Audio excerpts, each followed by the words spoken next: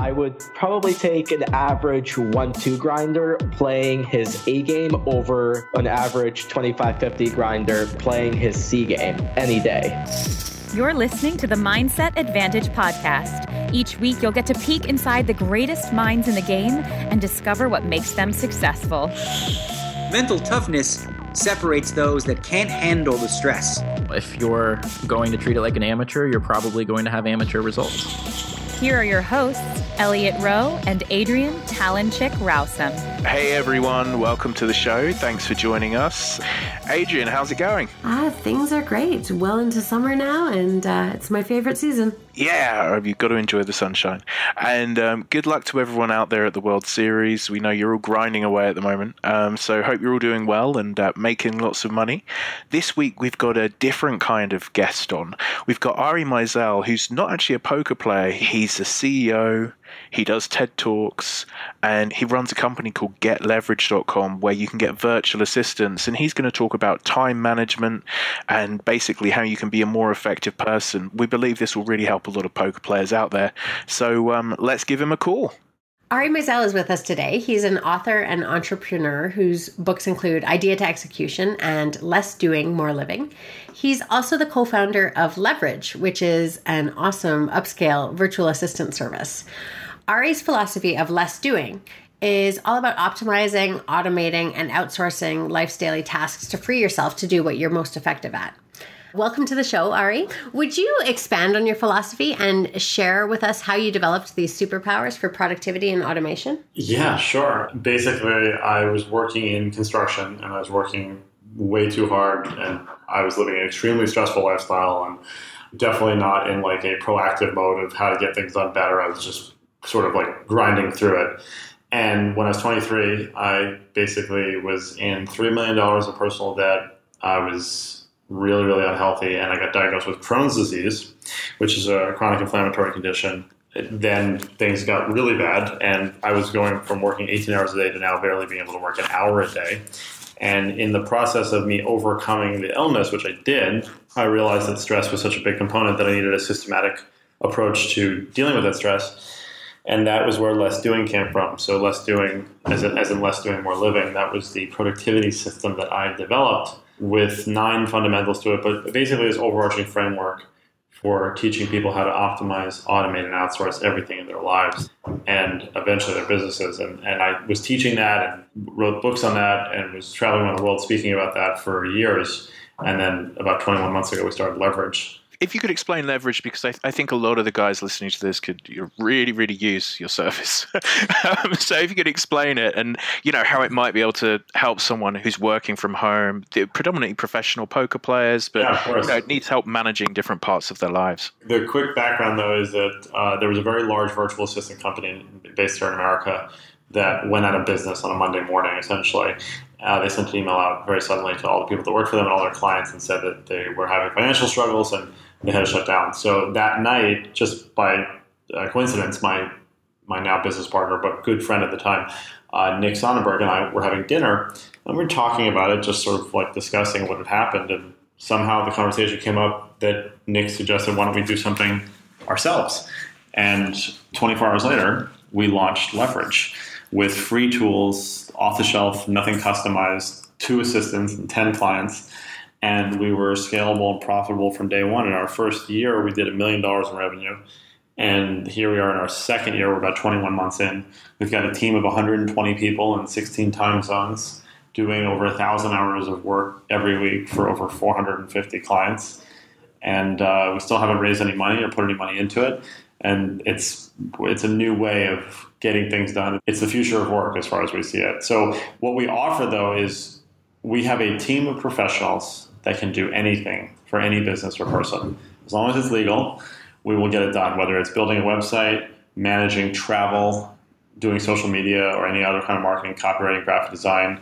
We can do it. And we have people on the team that can handle that in an expert fashion. I understand, though, that it's not even business related. It's not limited to business needs. I've heard a story about a certain burger chain and a certain country being one of the most outlandish requests you've had. That was the most outlandish request like a year and a half ago. Yeah, so I really like the problem solving ones. The one you're referring to is somebody wanted to see if they could get a Shake Shack burger in Paris. And you guys were able to successfully deliver on that? Yeah, it actually only cost $50, and I think the burger was still hot. We've definitely outdone that one. Okay, so what's your best story? What's the best one so far, or the more recent one? Well, so there's one that's just crazy, and then one that was really kind of like meaningful that we got it done. But one was that a client wanted us to arrange for him to ride a grizzly bear while holding a bald eagle for a photograph. It was nothing says power in America like that. And then the other one was that a client wanted to see if we could help him get emergency donor breast milk delivered to him in Mexico for his 4-month-old baby. So that was a cool one. That was actually my baby, too. As an aside, thank you. Oh, you're welcome. That's supposed to be a secret, right? I was wondering if that might be the meaningful one. Yeah, that was for my son. We use your service quite well, Ari. I'm glad to be one of the tops. It's definitely an interesting service for sure. You're known as a bit of a genius when it comes to finding the perfect tools or apps for any situations.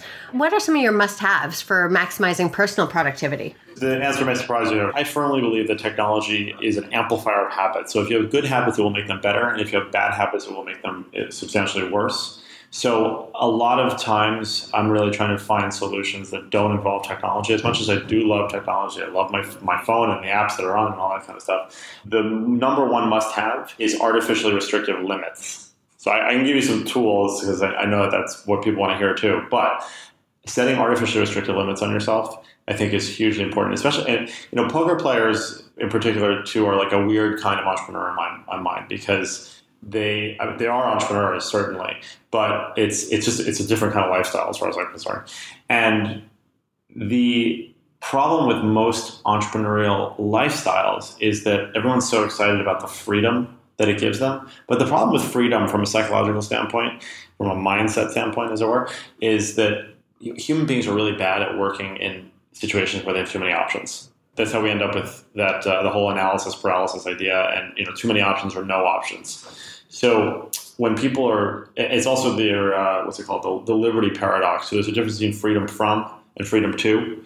So if somebody's trying to get freedom from the 9 to 5, then all of a sudden they have all this time, they can do whatever they want, but then they don't get anything done because they don't have any deadlines, right?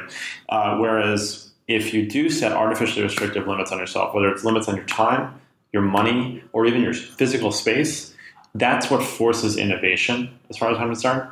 And we all know that feeling that if you give yourself an hour to do something, it'll take an hour. And if you give yourself 2 hours to do the same thing, you'll take 2 hours. And if you give yourself half an hour, you'll still probably get it done for the same task. So setting limits on myself, and that furthers to compartmentalization. So I don't believe in a work-life balance. I think it's more of a work-life integration because you're the same person no matter where you are. So for me, I have 4 small children. And when I'm at home, not using my phone. I'm not working. I have a good solid 6 or 7 hours basically a day where I'm just with my family and not thinking about anything with work, and then I get back to it. Or I don't sort of mix and match, which is another thing I think that people who work for themselves kind of have a problem with sometimes, setting those boundaries. So, but as far as tools, my life would not be as optimized as it were if it weren't for asynchronous communication. So all of you do asynchronous communication because you use email. So it's anything where you're not on the phone, you're not meeting with somebody in person, talking live. Anything where you say something and then on the other person's time they can say something and vice versa. But for me, Slack is a tool that is just enormous for me to be able to communicate with our whole team. We use a project management tool called Trello, which makes sure that everyone knows what they're working on when, and everyone else can see what everyone else is working on. And then there's a tool called Fika, F-I-K-A, which is basically a video walkie-talkie. So you can do a video message of yourself and send it to anybody you want, your team, your family, whoever. You can do little markups on images if you want. You can really clearly express yourself. And then on their time, they can view that message, they can respond, and then you can do it on your time. Because human beings don't sync up as the 9 to 5 would suggest. You try to put 2 people on the same schedule, and I guarantee you're going to get lower quality work overall because some people like to work at 11 o'clock at night. Some people like to work first thing in the morning. So you stick two people in an office from 9 to 5 and you're just ruining everything.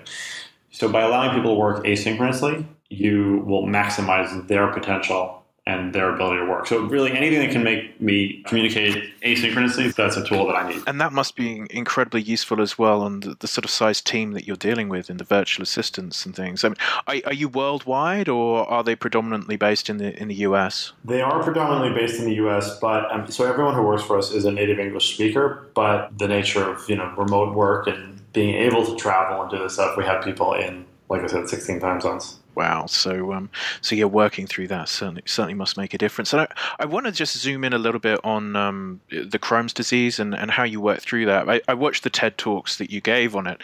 I found it very interesting that there is some work that some hypnotherapists do on Crohn's disease, and sort of some people argue there is a percentage of it that can be controlled with sort of the mind.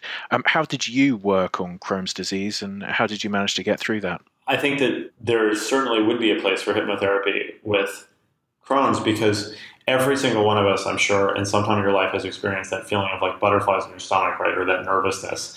And whether it's from something that's good, a youth stress, like positive stress, or a negative stress, some accident, someone yelling at you, something bad happening, whatever it is. The problem with Crohn's specifically is that feeling of butterflies in your stomach basically becomes a constant irritant, becomes a constant inflammatory agent, and then you start building up scar tissue, and it doesn't stop. And yes, a lot of that can be controlled by the mind. There is absolutely no question that by getting breath control and calming your body down, the response to stress that you will feel in your gut, if you're someone who's predisposed to that, will be lessened. So for me, there was obviously a big part of this was nutrition, supplements, fitness, but I really believe that the biggest element was stress. And that's almost unfortunate, because you can tell somebody, eat these foods, don't eat these foods, take these supplements and do these exercises. But it's very hard to tell somebody stress less. So when you provide some sort of systematic approach to that, that's where you can start to see real results. And I found that, and to me personally, I believe that that control is the antidote to stress.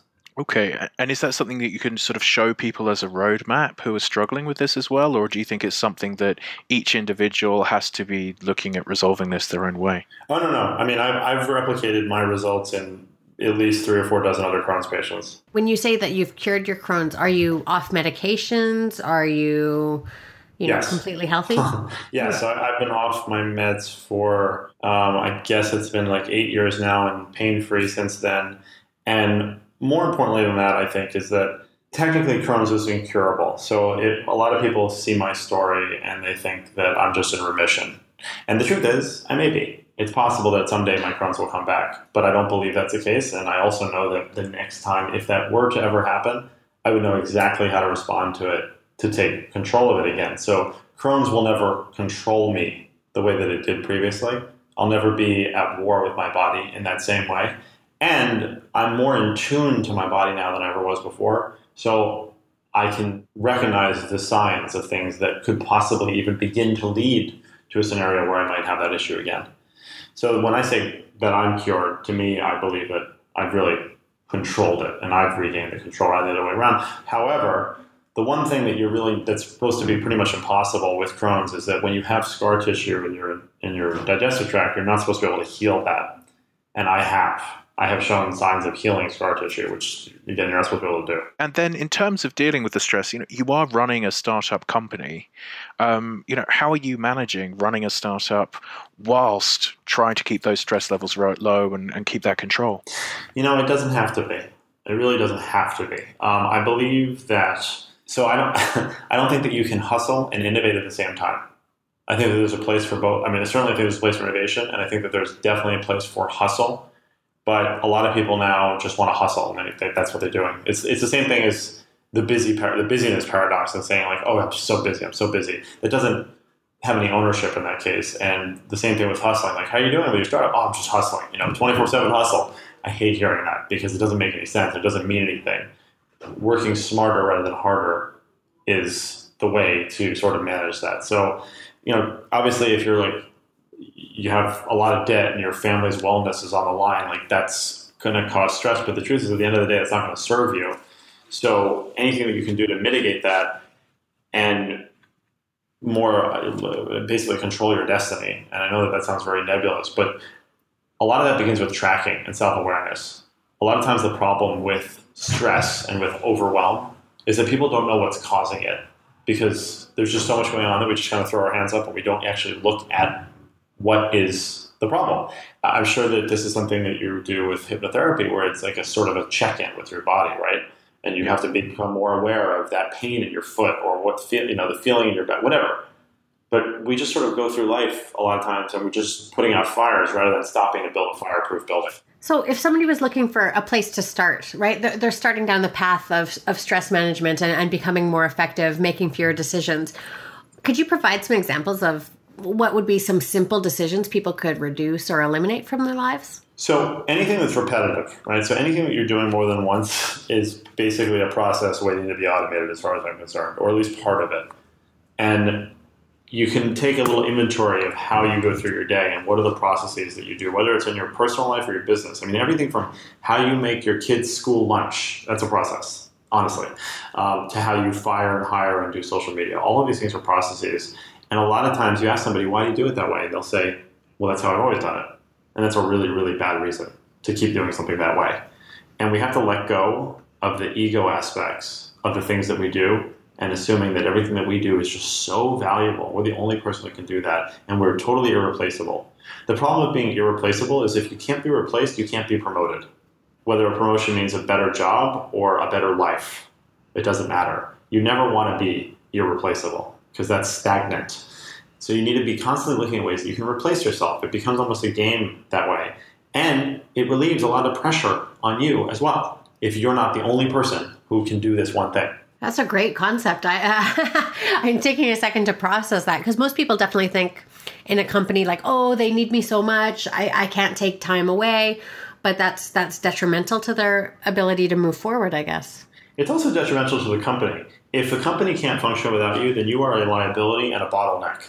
Even as a founder, we are constantly looking at how we can make ourselves replaceable. I'm not the only person who can do speaking on our behalf of the company. I'm not the only person who can write a blog post or do the podcast. I'm not even I wrote a process yesterday where every week we have a members-only webinar with a co-founder. And I've written a process for how it can be run by somebody who is not the co-founder.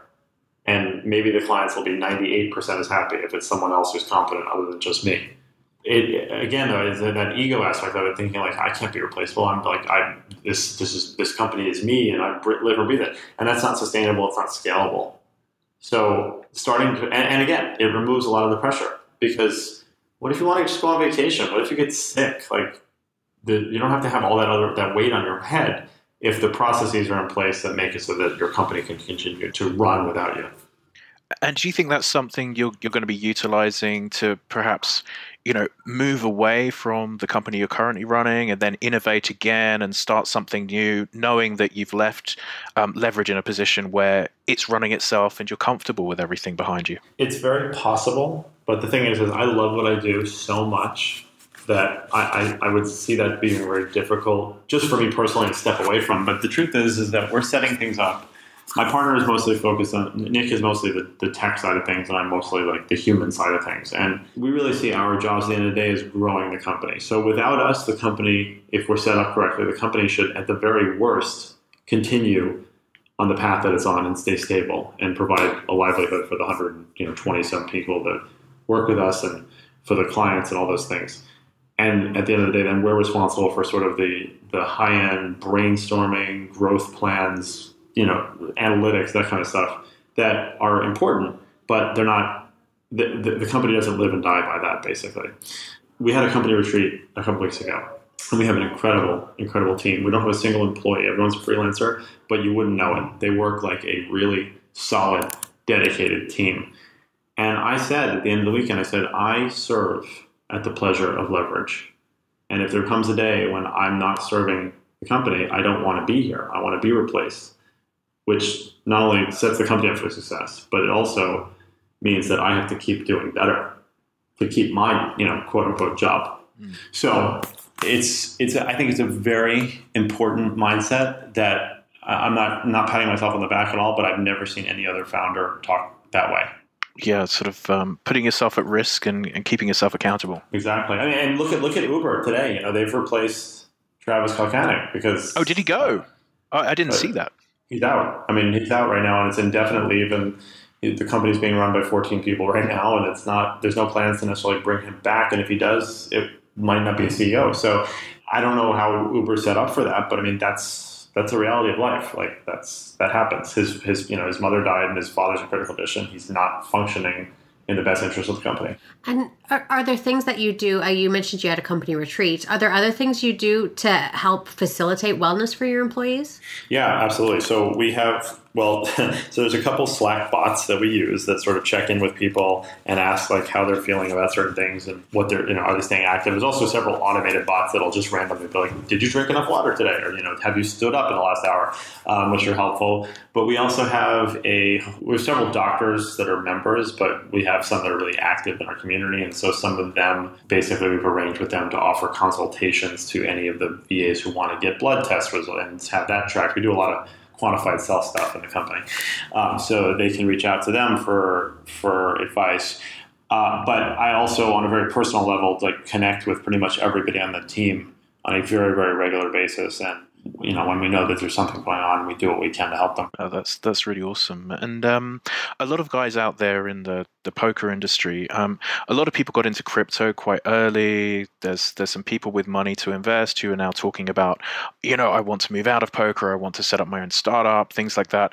What would your advice be for someone who hasn't been working in the business world, perhaps has an idea, wants to get into startups and has the money to do that? What would you be saying to someone like that? What would be your plan of action that you would advise? Like what to do with what direction? Sort of in terms of what would be the starting point of I'm looking to move out of poker as a professional sport, right, and move into the business world. I've got an idea and I've got a little bit of capital behind me. Ari, what do I do next?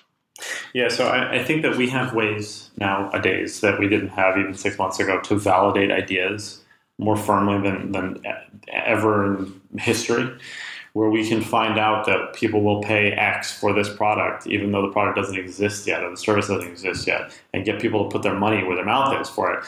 So you don't have to invest the old model. I guess the model 5-6 years ago was raise $1 million, build an app, 3 years later, see if people like it. And now you can basically on a whisper find out if people really will take to an idea and almost validate product market fit before you've spent your first cent. So I would say that trying to solve your own problem is usually going to be the best way to go with any business, because you're going to know a really good place to start, and then validating the idea, seeing if you can get people to if you can pre-sell subscriptions or get commitments of some sort is always a good way. But as an overall thing, I believe in this future of work idea. I think that what we're doing is very unique in terms of not only freelancing in terms of they can pick what they want to work on where they want to work and when they want to work, but we make it so they can pick what they want to work on. It's ultimate job crafting and almost instant impact with the people that they work with.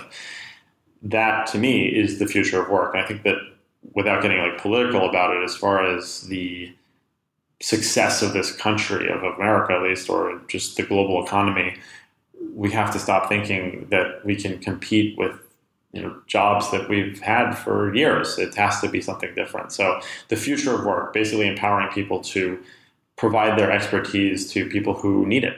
Yeah, I mean, the global market is really quite incredible. Even, with my business, I do everything via Skype, and I work pretty much in every single time zone with hypnotherapy. And even just a few years ago, that wasn't really very viable, 8 years ago, certainly. And it is quite incredible how once the whole world is the market, you can pretty much just specialize.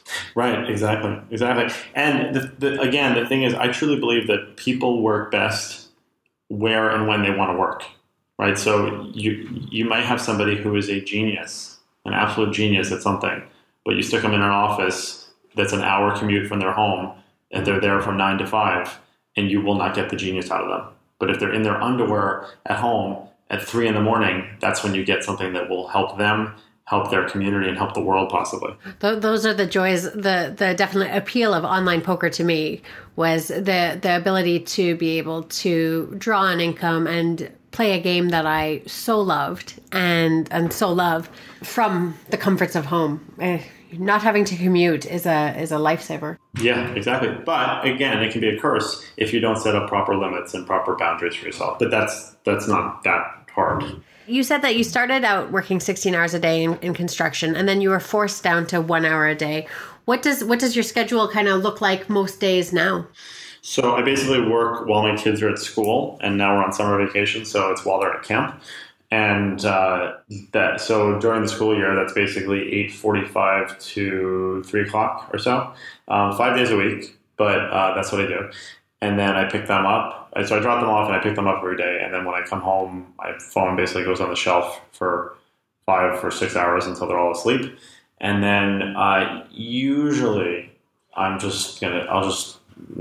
won't work again at that point. But sometimes I get a bug and I want to, and I'll start up again at like 11 o'clock if I have to. But while we've been on summer break here, the kids are in camp from 9 to 1. And I bike them to camp. So now I basically can work from like 9:30 to 12:30. So I mean, I'm happy to admit this, but like I've essentially been also working from like 9 p.m. to 2 a.m. And loving it. I mean, I really just love what I do. So it's not like I have to do these things. It's just there's so much stuff that we can improve and do better on. And it's like a video game almost sometimes. So, but generally speaking, it's while the kids are at school. That's when I'm working. Yeah, I mean, a phenomenal way of living your life. I think it's sort of inspirational for people to understand that if you can create those automated systems, you really can just change the value of the time that you're actually at work, can't you? Yeah, exactly. And that compartmentalization thing is so important. I really believe in this sort of like superhero, sort of alter ego mentality where you are one way at home or in your personal life and another way in your work life, and the superhero part can come in either place. So it's kind of like looking at like Batman or Superman, where Batman has to put on a costume to become super, and Superman has to put on a costume to become normal. So you kind of decide like what your natural state is, and then just understand that like you're just sort of two different personas when you're doing those things. I think that really helps, because if you try to mix and match, you're just doing a disservice to both. How do you instill these kind of values and tools or the ability to be effective in your kids? Well, I mean, my oldest is 5, okay. So yeah, I haven't had a lot of opportunity yet to do like time management stuff with them. I have a 5-year-old, a 4-year-old, a 4-year-old, and a 1-year-old, and so I'm not bothering them with that yet. You wait till they're at least 7 before they start on the time management. I mean, not to mention though, I mean, I'm 34 years old, so I'm technically a millennial. I grew up, I didn't have a cell phone, I didn't have email. I don't think that my kids will ever learn how to drive a car, and they may not learn how to use a keyboard, because I think voice transcription will get better. So it's just different. It's so different. Yeah, it's the world's moving quickly. Where can people find your stuff? Where can they find out about you? What are the books that you've written? Just so we can get that out there to all of the listeners who I'm sure have been enjoying this. Yeah, so everything is at getleverage.com. We've got 2 podcasts, several books, blogs. We've got the VA service. We have a mastermind program, coaching program, all sorts of different things. So getleverage.com is the central hub for everything. Yeah, and guys, this is the man who delivered breast milk to Adrian in Mexico. Personally. So, you've got to check out this stuff and take advantage of it. Well, I mean, all right, thank you so much for coming on. Really appreciate you giving us the time today. And hopefully that's useful for everyone out there who is looking to get a little bit more out of their time and just understanding that these things are available and you really can make your life a lot easier. Yeah, well, thank you so much for having me. It was a great chat. Really fun talking to Ari. Like lots of stuff there that I'm going to start looking at myself to run with. No kidding. I definitely had moments where I'm like, I'm going to listen to this one back again. Lots of actionable stuff. Yeah, and I mean, just the way that he manages to organize his time and make sure he has enough family time. I mean, I think we can be, or certainly I can be a little bit guilty of leaving the Skype on a little too long. So I think I might have to be a bit stricter on myself there. No doubt. We both have 2 kids each, but he's got twice that. Exactly. When he said, "Oh, I've got twins and 2 other," okay, he's trumped me. That's for sure. Excellent. So, Adrian, where can people find you if they want to see your stuff? Yeah, come hang out with Team Talon on twitch.tv/talentchick, or you can even just go to talentchick.com, and that'll link you to my Twitch account too now. And from my side, check out PokerMindCoachAcademy.com. This month we have Daniel Dvorak coming on to answer questions for all of our members. So join up and come join the webinar. Great, guys. We'll talk to you soon. Have a good week. You've been listening to the Mindset Advantage podcast. To get future episodes delivered to you automatically, make sure to subscribe via iTunes, Stitcher, or your favorite podcasting service. To get any resources mentioned in the episode or to listen to past shows, visit PokerMindCoach.com/TMA podcast. Thanks for listening.